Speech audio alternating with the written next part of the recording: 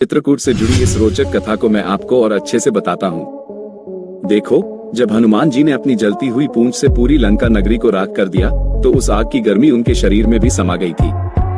लंका दहन के बाद जब वे उड़कर वापस भगवान राम के पास आए, तो उनका शरीर भीतर से बुरी तरह तप रहा था। उन्हें ऐसी असहनीय जलन महसूस हो रही थी जैसे उनके रोम रोम में आग लगी हो। वे बहुत व्याकुल थे और किसी तरह इस जलन को शांत करना चाहते थे। हनुमान जी ने अपनी यह पीड़ा प्रभु राम को बताई। वे भगवान राम के चरणों में गिर पड़े और प्रार्थना की कि हे प्रभु, इस भयानक अग्नि को शांत करने का कोई उपाय बताइए, मेरा शरीर जल रहा है।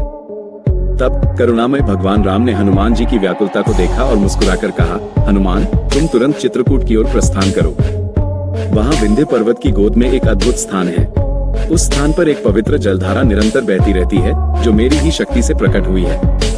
उस शीतल जल में अपनी पूंछ और शरीर को डुबोने से तुम्हारी सारी जलन शांत हो जाएगी और तुम्हें परम शांति मिलेगी। हनुमान जी प्रभु राम के वचनों को सुनकर तुरंत ही आकाश मार्ग से चित्रकूट की ओर उड़ चले। जब वे चित्रकूट पहुंचे, तो उन्होंने उस दिव्य जलधारा को देखा जो पर्वत से नीचे गिर रही थी। ये जल अत्यंत शीतल और पवित्र था। बिना किसी देरी के हनुमान जी ने उस ठंडे पानी में अपनी जलती हुई पूंछ को डुबो दिया। आश्चर्य! जैसे ही हनुमान जी की पूंछ उस शीतल जल के स्पर्श में आई, लंका की आग से उत्पन्न हुई सारी जलन तुरंत शांत हो गई। उन्हें ऐसा महसूस हुआ जैसे किसी ने उनके शरीर पर अमृत की वर्षा कर दी हो।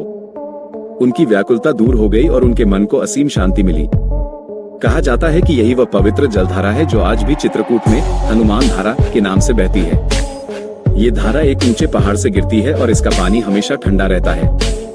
लोग मानते हैं कि इस जल में स्नान करने से न केवल शारीरिक बल्कि मानसिक शांति भी मिलती है। तो हनुमान धारा सिर्फ एक सुंदर झरना नहीं है, बल्कि यह उस अद्भुत घटना का साक्षी है जब हनुमान जी ने लंका दहन के बाद अपनी पूंछ की आग को शांत किया था। ये स्थान भगवान राम के प्रेम और हनुमान जी की भक्ति की एक पवित्र निशानी है, जो आज भी लाखों भक्तों को अपनी ओर आकर्षित करती है ना। ये एक और रोमांचक पहलू इस कहानी का। और भी ऐसी रोचक कहानी सुनने के लिए लाइक एंड सब्सक्राइब कीजिए।